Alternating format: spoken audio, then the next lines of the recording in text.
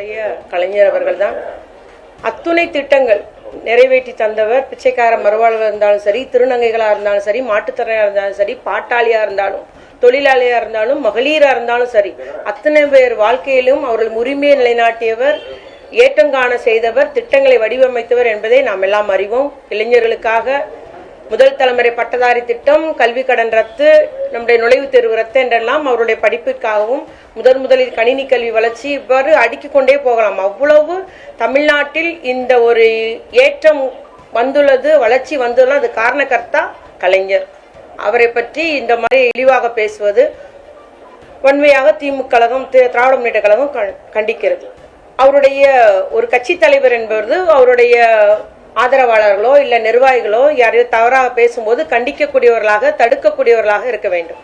ஆனால் ஒருத்தர் அதை நம்முடைய கழக தலைவர் கலைஞர், முத்தமிழர் கலைஞரை பற்றி பேசும்போது இவர் எதிரே உட்கார்ந்து சிரித்து கொண்டிருக்கிறார்.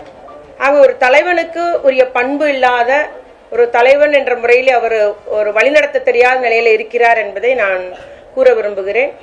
அதே போல பாத்தீங்கன்னா அவர் நமக்கு முன்னால ஒண்ணு பேசுறாரு, அப்புறம் அதை மாத்தி பேசுறாரு. இதே தலைவருடைய மறைவன்று என்ன பேசினாரு? எதிர்கால இளைய சமுதாயத்தினருக்கு கலைஞர் ஒரு படிப்பினை சொன்னார். இவர் ஓய்வர் இரவு பகல் பார்க்காத உழைத்த ஒரு உழைப்பாளின்னு சொன்னார். இவர் 70 வருஷம் ஒரு அரசியல் வாழ்க்கை, தமிழ்நாட்டு அரசியலில் இருந்த ஒரு ஆளுமைன்னு அவர் சொன்னதெல்லாம் அடிக்கிட்டே போகலாம். அப்படி ஒரு கலைஞருடைய மறைவைத போது இதே சீமான் அறிக்கை விடுறாரு, அப்புறம் இன்னைக்கு மாத்தி சொல்றாரு. அதனால எங்களுடைய தலைவரை பற்றி கோடானு கோடி தொண்டர்கள், எங்களுடைய கட்சி தலைவர் தளபதியாருடைய கண் அசைவிற்காக தான் காத்திருக்கிறார்கள், பொறுமையாக இருக்கிறார்கள். ஆளுங்கட்சியில் இருக்கிறோம், முதலமைச்சராக இருக்கிறார்கள், அதனாலதான் பொறுமையாக இருக்கிறார்கள். அதை எண்ணிக்கொண்டு இவர் என்ன அரசியல் அவதூறுகளோ இல்ல அரசியல் ரீதியாக குற்றச்சாட்டு கூறும்போது நாங்கள் எந்த நடவடிக்கை எடுக்கல. ஆனா அருண்ற ஒருத்தர் இந்த மாதிரி துரைமுருகன்றவர் ஜாதி பேரை சொல்லி இழிவாக பேசுகிறார் என்று ஒரு புகார் கொடுத்ததுனாலதான் அரசு நடவடிக்கை எடுத்து அவரை கைது பண்ணது. ஆனா அவர் தலைவனாக இருக்கிறவர் என்ன சொல்றாருன்னா கருத்துரிமை பறிக்கப்படுதுன்றாரு. அவர் பேசிய வார்த்தை, அவர் இயக்கிய சீமான் இயக்கிய தம்பி படத்துல அந்த வார்த்தையை உபயோகப்படுத்தினதுக்கு இதே சீமானவர்கள் அன்று எல்லாத்துக்கும் முன்னாலேயும் ஒரு சமுதாயத்தினை குறிக்கிற சொல்லுன்னு தெரியாது, நான் மன்னிப்பு கேட்கிறேன், என்னுடைய வருத்தத்தை தெரிவிச்சுக்கிறேன்னு சொல்லி வருத்தம் தெரிவிச்சவர் தான்.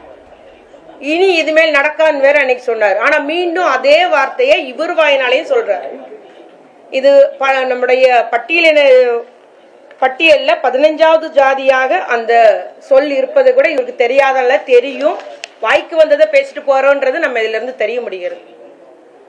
அதே வார்த்தை இன்னைக்கு சொல்லி இருக்கிறாரு. அவர் தொண்டர் சொன்னதை இவர் மீண்டும் சொல்லிட்டு கைது பண்ணுங்க அப்படின்ற மாதிரி சொல்றாரு. இது தலைவனுக்கு ஒரு அழகல்ல, தலைவனுக்குரிய பண்பும் அல்ல. சட்ட ஒழுங்கு பிரச்சனை உண்டாக்கணும், ஜாதி ரீதியா மத ரீதியா பிரச்சனை உண்டாக்கக்கூடியவராக தான் அவருடைய பேச்சுக்கள் இருக்கிறது என்பதை நான் கூற விரும்புகிறேன்.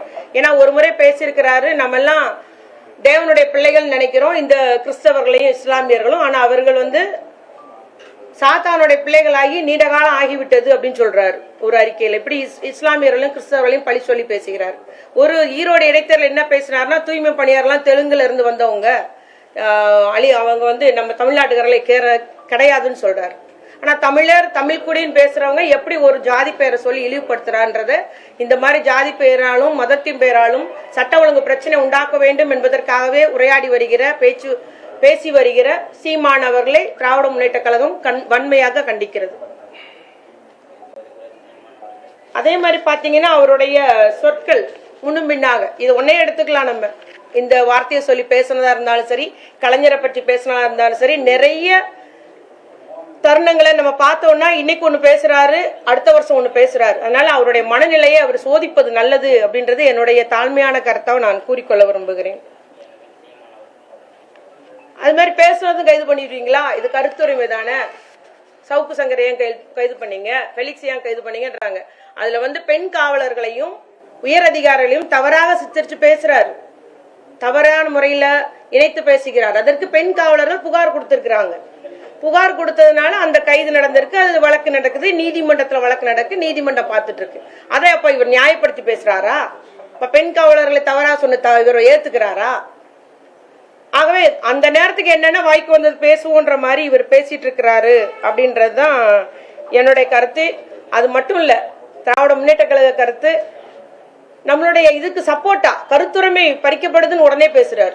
கருத்துரிமைன்றது எவ்வளவோ அரசியல் வேறுபாடுகள் இருக்குது, கட்சி வேறுபாடுகள் உண்டு, கொள்கை வேறுபாடுகள் உண்டு. ஆனா இது மாதிரி தனிப்பட்ட முறையில தவறான சொற்களை உபயோகப்படுத்தி பண்றது, ஒரு உண்மைக்கு புறம்பான செய்திகளை சொல்றது, வேணுமனே பிரச்சனை உண்டாகட்டும், சட்ட ஒழுங்கு பிரச்சனை உருவாக்கணும்ன்றது பேசுறது இது ஏற்கத்தக்கதல்ல. நிச்சயமாக எங்களுடைய தலைவர் ஒரு பொறுப்பான முதலமைச்சராக இருக்கிறதுனாலதான் கட்சி தொண்டர்களை எல்லாம் கட்டுப்படுத்தி கட்டுப்பாடோடு திராவிட முன்னேற்ற கழகத்தில் இருக்கிறார்கள் என்பதை நான் கூறிக்கொள்ள விரும்புகிறேன். அதே போல பாத்தீங்கன்னா நம்ம அவருடைய தவறான தகவல்களை, நிறைவேற்ற முடியாத செயல்களை, நடைமுறைக்கு சாத்தியப்படாத செயல்களை எல்லாம் அடுக்குமொழியில பேசி தவறாக சமுதாயத்தையும் சமூகத்தையும் நம்ம தமிழ் சமூகத்தை தவறாக வழிநடத்துகிறார் என்பது என்னுடைய குற்றச்சாட்டாக வைக்க விரும்புகிறேன்.